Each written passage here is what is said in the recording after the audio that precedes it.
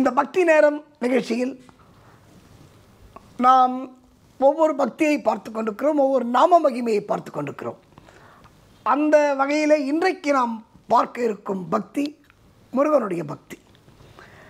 இன்றைக்கும் முருகனுடைய பக்தர்கள் உலகமெங்கும் நிறைந்திருக்கிறார்கள், எல்லாருக்கும் தெரியும். நாளை நாளை என்றிடாமல், வேலை வேலை என்றிடாமல், அந்த வேலவனை வணங்குவதே வேலை. நாளை நாளை என்றிடாமல், நமக்கு வேலை வேலை என்றிடாமல், அந்த வேலவனை வணங்குவதே வேலை. நம்மை காப்பதுதான் முருகனவன் முதல் வேலை. உங்களை காப்பதுதான் முருகனவன் முதல் வேலை. வேலை வணங்குவதே வேலை, வடிவேலை வணங்குவதே வேலை. அதிகாலை மாலை சோலை கிழவனது வேலை வணங்குவதே வேலை. வேலை வணங்குவதே நம் வேலை. முருகன் வேலை வணங்குவதே நம் வேலை. நம்மை காப்பதுதான் முருகனவன் முதல் வேலை அப்படின்னு ஒரு பாட்டு இருக்கு.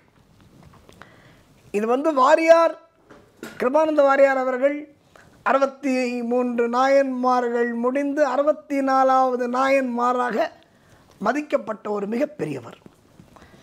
அவர் அவரோட உபன்யாசத்தில் இந்த பாடலை பாடி கேட்டது அடியனுக்கு நினைவுக்கு இருக்கிறது. வேலை வணங்குவது வேலை, அந்த வேலை வணங்கினால் உங்களை காப்பதுதான் முருகனவன் முதல் வேலையாம்.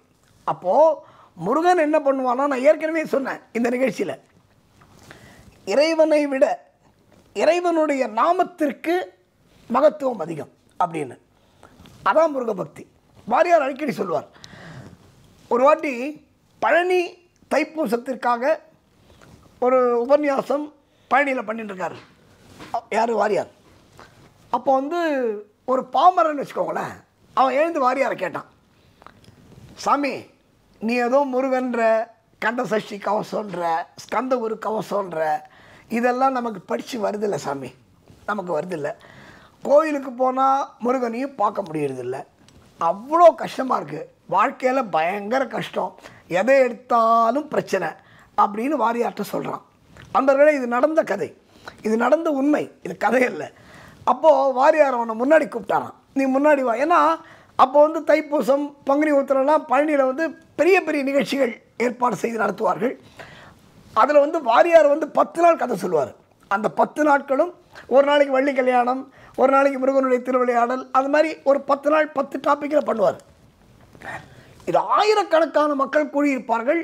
அதில் ஒரு பாமரன் எழுந்து வாரியாரை கேட்குறான், இதை நமக்கு அதெல்லாம் ஒன்றும் சரி வராது சாமி, நானும் பழனிலே இருக்கேன், ஆனால் முருகனை பங்குனி உத்திரத்தில் பார்க்கலான்னு பார்க்குறேன், வைகாசி விசாகத்தில் பார்க்கலான்னு பார்க்குறேன், பயங்கர கூட்டம், பார்க்க முடியல அப்படின்னு சொல்கிறான்.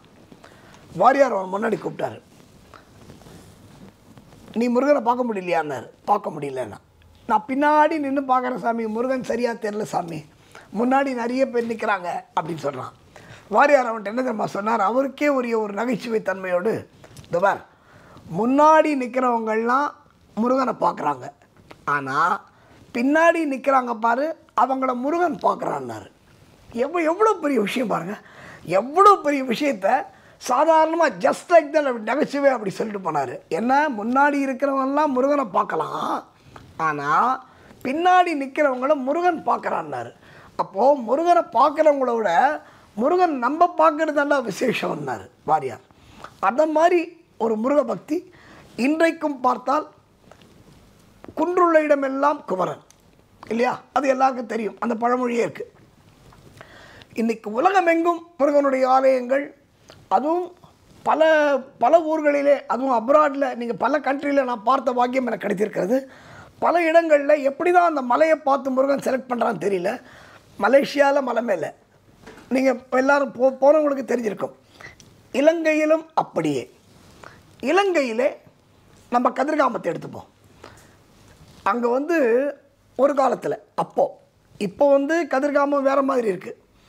இன்றைக்கு கதிர்காமம் என்ற பெயரோடு ஒரு மிகப்பெரிய முருகனுடைய சன்னிதானம் அங்கே விளங்கி கொண்டிருக்கிறது. எல்லாருக்கும் தெரியும். சில பேர் அங்கே போயிருக்கலாம். அந்த கதிர்காமம் என்பது இன்றைக்கும் சொல்லுவாங்க. இலங்கையில் நாங்கள் நிகழ்ச்சிக்கு போகும்போதெல்லாம் சொல்லுவாங்க, வள்ளி கல்யாணம் நடந்தது இங்கே தான் அப்படின்னு சொல்லுவாங்க. அதற்கு பல ஆதாரங்களை அவர்கள் சொல்லுகிறார்கள். நம்ம இப்போ அதுக்குள்ளே போக வேண்டாம். கதிர்காமம் என்பது இன்றைக்கு அந்த பெயர் மருவி வந்த பெயர். கதிரா கம்பா என்று தான் அந்த ஊருக்கு பெயர், கதிரா கம்பா. ஏன்னா சிங்கள மொழியில் இந்த கருங்காலி மரம் நிறைய இருக்கிற இடம் அந்த இடம் கதிர்காமம். அதனால் கருங்காலி மரம் சூழ்ந்த அந்த காற்றிற்கு கதிரா கம்பா என்ற ஒரு பெயரை சிங்களவர்கள் அழைத்து வந்தார்கள். அது அப்படியே கதிரா கம்பான்றது நாளடைவில் அப்படியே மருவி கதிர்காமம் ஆகியது. அந்த கதிர்காமம் இப்போ கதிரா கம்பானே சொல்லுவோம்.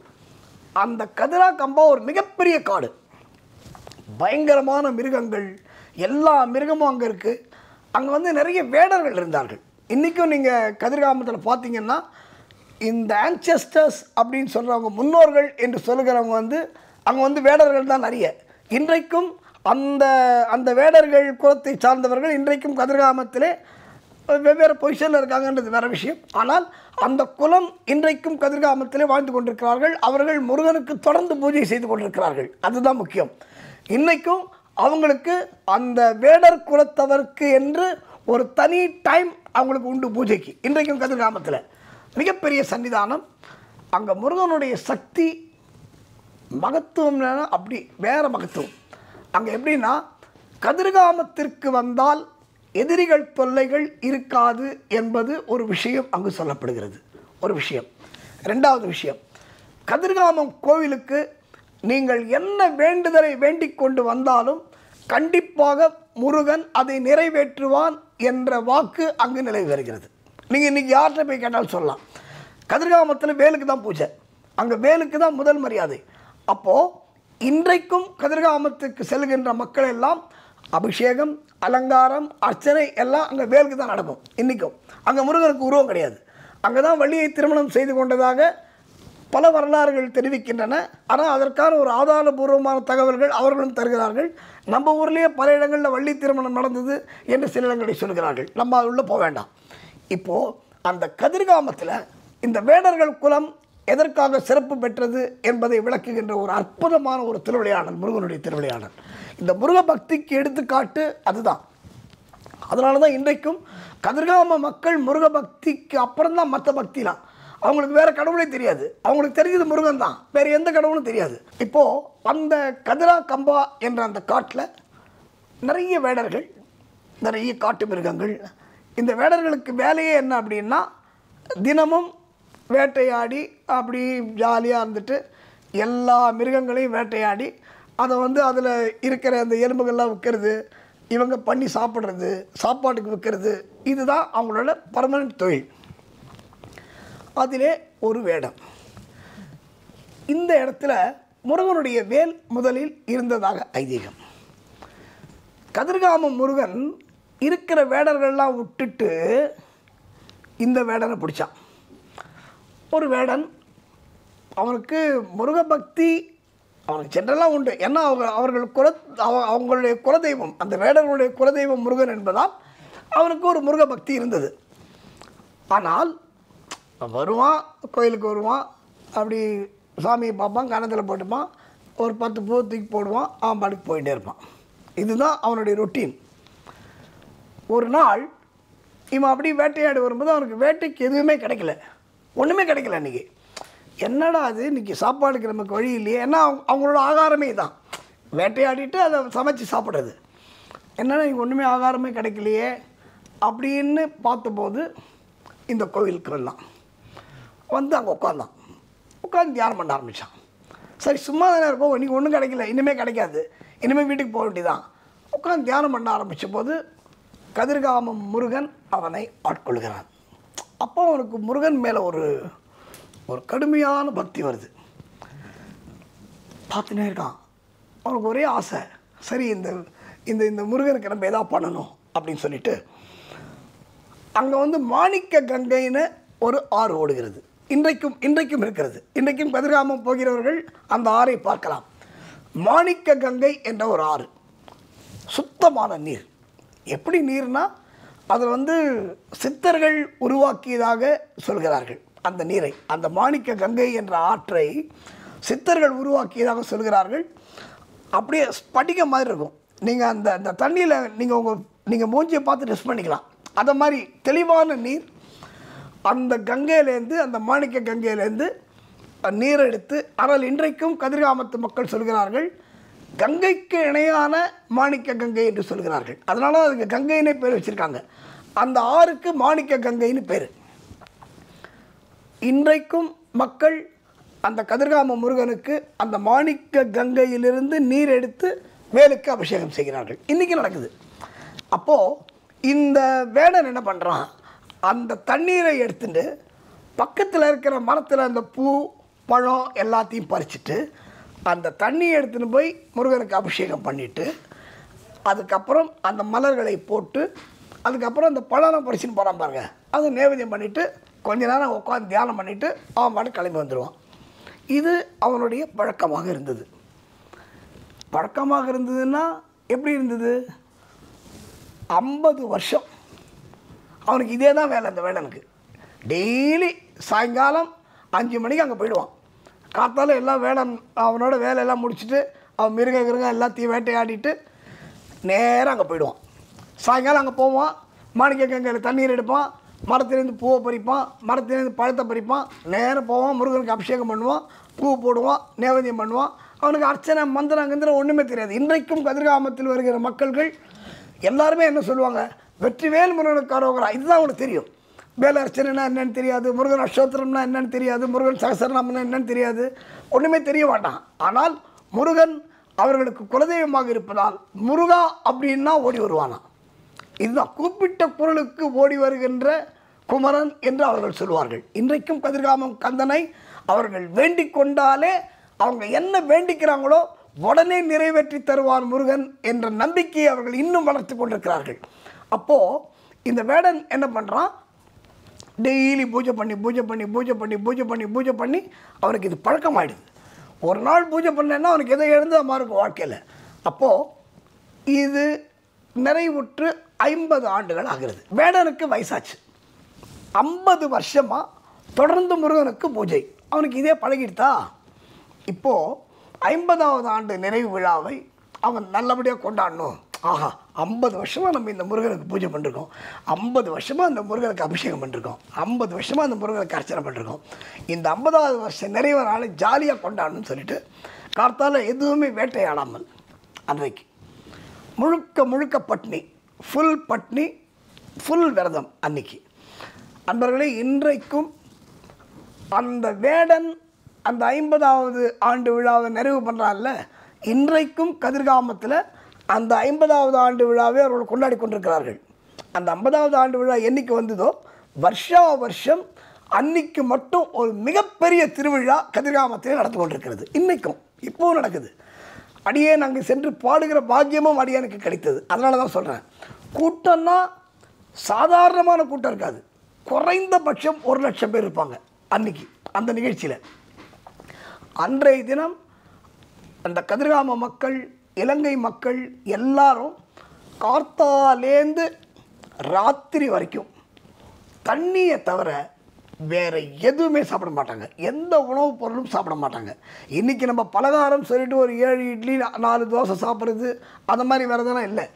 அவங்க சுத்தமான விரதம். கார்த்தாலேந்து ராத்திரி வரைக்கும் முருகனுடைய நாமத்தை மட்டுமே சொல்லி, முருகனுடைய ஸ்தோத்திரங்களை சொல்லி, முருகனுக்கு மட்டுமே பூஜை செய்து அன்றைக்கு முழுக்க அவர்கள் விரதம் இருக்கிறார்கள். இந்த வேடனுடைய 50வது ஆண்டை நிறைவு செய்கிற வகையில், அதை கொண்டாடுகின்ற வகையில். அப்போது இந்த வேடன் 50வது நாளைக்கு, 50வது வருஷ நிறைவு நாளைக்கு சாயங்காலம் என்ன பண்ணுறான், குளிச்சுட்டு அந்த மாணிக்க கங்கையிலேருந்து தண்ணி எடுத்துகிட்டு பூவெல்லாம் பறிச்சுட்டு பழங்கள்லாம் எடுத்துகிட்டு, ஆஹா இன்றைக்கி நம்ம சந்தோஷமாக கொண்டாடலாம்னு சொல்லிட்டு அதை எடுத்துகிட்டு கோயிலுக்கு போகிறான். ஏன்னா இந்த முருகன் எப்போவுமே நம்மளை அழ வச்சு பார்த்துட்டு அப்புறம் நம்மளை ஆட்கொள்வான் என்பது பல திருவிளையாடல்களும் உங்களுக்கே தெரியும். அந்த வகையிலே சரி இந்த வேடன்கிட்ட விளையாடி பார்க்கலாம் 50 வருஷம் பூஜை பண்ணுறான்ல, இவன் இன்னும் நம்மளை நம்புறானா அப்படின்னு பார்க்கலாம் அப்படின்னு முருகன் என்ன பண்ணா, இவன் வராரு.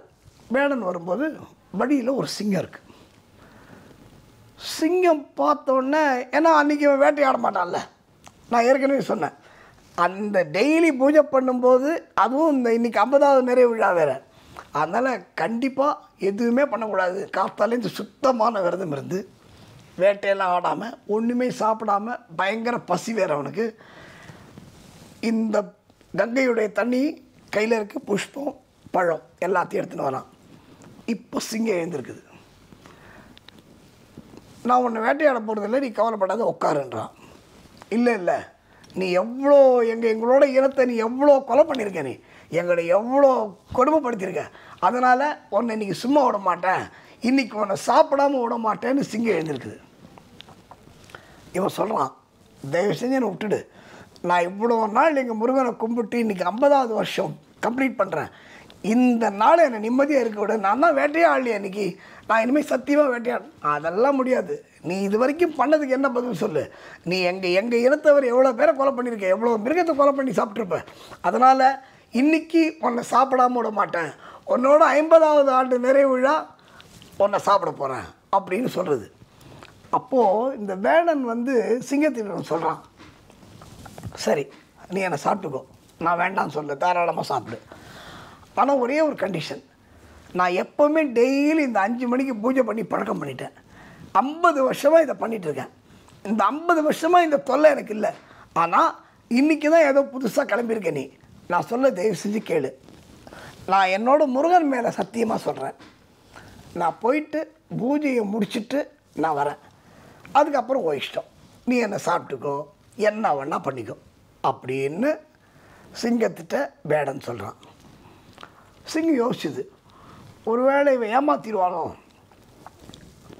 நீ என்ன யோசிக்கிறேன்னு எனக்கு புரியுது, முருகன் மேலே சத்தியமாக நான் 50 வருஷமாக இந்த முருகனை வணங்குறது உண்மை அப்படின்னா அந்த முருகன் மேலே சத்தியமாக சொல்கிறேன், பூஜையை முடிச்சுட்டு உங்கள்கிட்ட வந்துடுறேன், நீ இஷ்டப்படி என்ன வேணால் பண்ணிக்கோ அப்படின்னு சொன்ன உடனே சிங்கம் சொல்லித்து, பார் நீ முருகன் மேலே சத்தியம் பண்ணுறதுனால நான் உன்னை நம்புகிறேன், போயிட்டு வா, ஆனால் போயிட்டு கரெக்டாக வந்துடணும், நான் இங்கே தான் இருப்பேன் அப்படின்னு சொல்கிறது.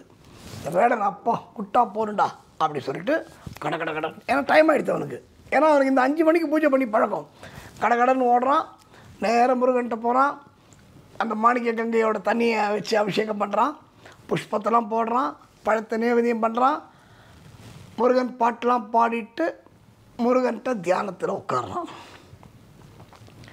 தியானத்தில் உட்காடுறான். ஏன்னா 50வது வருஷம் நிறைவு பண்ணுறது சாதாரண விஷயமா, டெய்லி சாயங்காலம் 5 மணிக்கு முருகனை பார்த்துருக்காங்க 50 வருஷமாக. அப்படியே அவனுக்கு ஆனந்தத்தோடு உட்காந்து முருகன் தவத்தை ஆரம்பிக்கிறான், தவம் தொடர்கிறது. தியானத்தில் உட்காந்துட்டான், அவனுக்கு தெரிஞ்ச ஸ்லோகம்லாம் சொல்கிறான், தியானத்தில் உட்காந்துருக்கான். டைம் ஆயிடுச்சு, இரவு ஏன்னா 5 மணிலேருந்து பூஜை ஆரம்பிக்கிறான், தியானத்தில் உட்காடுறான், ராத்திரி ஆகிடுது. அப்போ தான் திடீர்னு அவனுக்கு தியானம் கலையிடுது. அப்பாடா பார்த்தா நைட் ஆகிடுச்சு. ஆண்டவா, சிங்கத்திட்ட நம்ம வரேன்னு சொல்லியிருந்தோமே, முருகன் மேலே சத்தியம் பண்ணிட்டோம்ல, ஐயோ அதை மறந்து போயிட்டோமேன்னு சொல்லிட்டு என்ன பண்ணால் கடன்னு பூஜையை முடிச்சுட்டு ஓடி வரான். ஓடி வரும்போது இந்த சிங்கம் காத்துட்ருக்கு. சரி போச்சுடா, சிங்கம் ஆத்திரத்தில் இருக்கும், எப்படி அடித்து தின்னுடும் அப்படின்னு நினச்சி சிங்கம் பக்கத்தில் வரான். சிங்கம் அடிக்கும் தானே நம்ம எதிர்பார்த்து வந்தான். ஆனால் சிங்கம் என்ன பண்ணித்தான், அவன் தோள் மேலே அப்படி கை வச்சு கன்னத்தெல்லாம் தடவி கொடுத்து கன்னத்தை தட்டி கொடுத்து அவனோட விளையாடுதான். என்னடா அது, உடனே அப்போ சிங்கத்திட்ட சொல்கிறானா, என்னை மன்னிச்சிரு, நான் முருகனுக்கு பூஜை முடித்தேன், பூஜை முடித்தோட தியானத்தில் உட்காந்தேன், எனக்கு அந்த முருகனோட தியானத்தில் என்னையே மறந்துட்டேன், இந்த உலகத்தையே மறந்துட்டேன், அதெல்லாம் என்னை மன்னிச்சிரு, நான் கொஞ்சம் லேட்டாக வந்துட்டேன், ஏன்னா நான் முருகன் மேலே சத்தியம் பண்ணிட்டேன், அந்த சத்தியத்தை நான் மீறக்கூடாது, அதனால் ஓடி வந்துட்டேன், சாரி, தாமதத்திற்கு மன்னிக்கவும் அப்படின்னா திரும்பி பார்க்குறான். அந்த இடத்துல சிங்கம் இல்லை. சிங்கத்துக்கு பதிலாக அற்புதமான கையில் வேலோடு சேவற்கொடியோடு முருகன் அங்கு காட்சி தந்தார் வேடனுக்கு. சார், இது உண்மைன்னு சொல்கிறீங்க, இது கதை இல்லைன்னு சொல்கிறீங்க, அப்போது அதுக்கு ஏதாவது ஒரு ஆதாரம் இருக்கா அப்படின்னு நீங்கள் கேட்கலாம்ல. வனம் உறை வேடன் அருளிய பூஜை வனம் உரை வேடன் அருளிய பூஜை மகிழ் கதிர்காமம் உடையோனே கதிர்காமம் உடையோனே. இது என்னோட பாட்டு இல்லை, அருணகிரிநாதரோட பாட்டு. அருணகிரிநாதர் தன்னுடைய திருப்புகழில் வனம் உரை வேடன் அருளிய பூஜை மகிழ் கதிர்காமம் உடையோனேன்னு அருணகிரிநாதர் பாட்டிருக்காரு. இப்போ புரியுது. இதை விட நமக்கு என்ன ப்ரூஃப் வேணும்? அப்போ அந்த காலத்தில் அருணகிரிநாதர், வண்ணச்சரபம் சுவாமிகள், குமரகுருபுர சுவாமிகள், இவங்கள்லாம் பாம்பன் சுவாமிகள், இவங்கள்லாம் முருகனை நேரில் கண்டவர்கள். இப்போ முருக பக்திக்கு இதை விட ஒரு எடுத்துக்காட்டு இருக்க முடியாது. பாம்பன் சுவாமிகளுக்கு இன்றைக்கும் நீங்கள் திருவான்மியூர் போனால் பார்க்கலாம். அதுதாங்க முருக பக்தி, அதுதான் திடமான பக்தி. பாபா என்ன சொன்னார்? நம்பிக்கை, பொறுமை. இப்போ பக்தி நமக்கு கடவுள் முன்னாடி 100% கடவுள்கிட்ட சரணடையணும். இதை பாம்பன் சுவாமிகள் பண்ணார். பாம்பன் சுவாமிகள் என்ன பண்ணார்? அவர் நார்த் மெட்ராஸில் இருந்த பொழுது அவர் மேலே ஒரு வண்டி மோதுது. வண்டி மோதி கால் உடையுது. எல்லாருக்கும் தெரியும் இந்த கதை. உங்களுக்கு பல பேருக்கு தெரிஞ்சிருக்கலாம், பல பேருக்கு தெரியாமல் இருக்கலாம். கால் உடையுது. கால் உடைஞ்சி ஹாஸ்பிட்டலில் அட்மிட் பண்ணுறாங்க. இன்றைக்கும் நமது இந்த ஜென்ரல் ஹாஸ்பிட்டல் ஜிஹெச் அப்படின்னு சொல்லப்படுற ஹாஸ்பிட்டலில் இன்றைக்கும் பாம்பன் சுவாமிகள் வார்டு அப்படின்னு தனியாக ஒன்று இருக்குது. இன்றைக்கும் தனியாக மெயின்டைன் பண்ணிட்டு இருக்காங்க அந்த ரூமை. அந்த பாம்பன் சுவாமிகள் வார்டில் ஒரு ஃபோட்டோ இருந்தது. இன்றைக்கு அது இருக்குமா இருக்காதா என்பது தெரியாது. ஆனால் திருவான்மியூரில் உள்ள பாம்பன் சுவாமிகள் ஆசிரமத்தில் அவர் ஜீவசமாதியானார். பாம்பன் சுவாமிகள் அந்த ஜீவசமாதி ஆன இந்த திருவான்மியூரில் அவரோட இன்றைக்கும் அவருடைய ஜீவசமாதி இருக்குது. நீங்கள் அங்கே போய் பார்த்தீங்கன்னா முருகனுடைய சன்னதிக்கு ஏற்றாப்போல ஒரு பெரிய ஃபோட்டோ ஒன்று இருக்கும், பாம்பன் சுவாமிகளுடைய படம். சரி, அந்த காலத்து இங்கிலீஷ் டாக்டர் என்ன தெரியுமா சொன்னால்? பாம்பன் சுவாமிகளோட காலை பார்த்து, உனக்கு வயசாகிடுச்சு, ஒன்றால் உட்கார கூட முடியாது, நடக்க முடியாது, ஏன்னா எலும்பு உடஞ்சிருக்கு, இது கால் எலும்பு உடஞ்சதுனால அது இனிமேல் சேராது, உனக்கு வயசாகிடுது, அதனால் நீங்கள் இனிமேல் நடக்க முடியாமல் அப்படி ஸ்டிக்கு வச்சுட்டு, ஏன்னா அப்போல்லாம் அந்த வீல் சேர்லாம் கிடையாது, ஸ்டிக்கு வச்சுட்டு அப்படி நடந்துக்க வேண்டியதான், அப்படி இருந்துக்க வேண்டியதான் அப்படின்னு அந்த இங்கிலீஷ் டாக்டர் சொல்லியிருக்கான். அப்போ பாம்பன் சுவாமிகளுடைய முருக பக்தி பாருங்கள். அவருடைய சிஷ்யன் அவருடைய சீடர் சுப்பிரமணியம் என்பவர். இன்றைக்கும் அவரோட சமாதியும் பாம்பன் சுவாமிகள் ஆலயத்திலே இருக்குது. அவரை கூப்பிட்டு, சண்முக கவசத்தை படிடா, நீ படிச்சுனேரு, அதுக்கு பலன் கிடைக்கும் அப்படின்னு சொன்னார் பாம்பன் சுவாமிகள். என்ன நம்பிக்கை பாருங்கள். அப்போது இந்த சுப்பிரமணியம் அவர்களும் ஆஸ்பத்திரி வார்டில் அவர் படிகளை படுத்திருக்கார் பாம்பன் சுவாமிகள். இவர் தொடர்ந்து சண்முக கவசத்தை தொடர்ந்து பாராயணம் பண்ணுறாரு. பாராயணம் பண்ணும் பொழுது பண்ணி முடிச்சுட்டு நைட்டு முருகன் தங்கமயிலில் அவர் காலில் அந்த ஃப்ராக்சர் ஆன இடம் இருக்குது பார்த்தீங்களா, 2 தங்க வேலை வச்சு இணைத்ததாக வரலாறு. இன்றைக்கும் அந்த படம் அந்த ஆலயத்தில் இருக்கிறது. அதை விட முக்கியமான விஷயம், அந்த எக்ஸ்ரே இன்றைக்கும் ஜிஹெச்சில் இருக்குது. அந்த கால் சேர்ந்த எக்ஸ்ரே, அதில் 2 வேல் மட்டும் இருக்கும் அப்படி. அப்போது முருக பக்திக்கு சண்முக கவசம் படித்தால் எந்த வியாதியும் வராது. அதே மாதிரி ஓம் சண்முகபதையே நமோ நமக, ஷண்மதபதையே நமோ நமக அப்படின்னு பாம்பன் சுவாமிகளுடைய குமாரஸ்தவம் இருக்குது. அதை படித்தாலும் எந்த வியாதியும் வராது. முருகனுடைய பக்திக்கு அந்த வேடன் கதை எப்படி சேக்கிழார் பெரிய புராணத்தில் கண்ணப்ப நாயனாரோட கதையை சேர்த்தாரோ, அதே மாதிரி இன்றைக்கும் கதிர்காம வரலாற்றில் அந்த வேடனுடைய கதை இன்றைக்கும் இருக்கிறது. எனவே முருகனை பக்தி செய்யுங்கள், முருகனை பாடுங்கள், முருகனை நம்புங்கள், உங்களுக்கு அனைத்தும் கிடைக்கும். வாழ்க வளமுடன். வணக்கம். இது போன்ற ஆன்மீக வீடியோக்களை தொடர்ந்து பார்க்க கடவுள் டிவி யூடியூப் சேனலை சப்ஸ்கிரைப் பண்ணுங்க.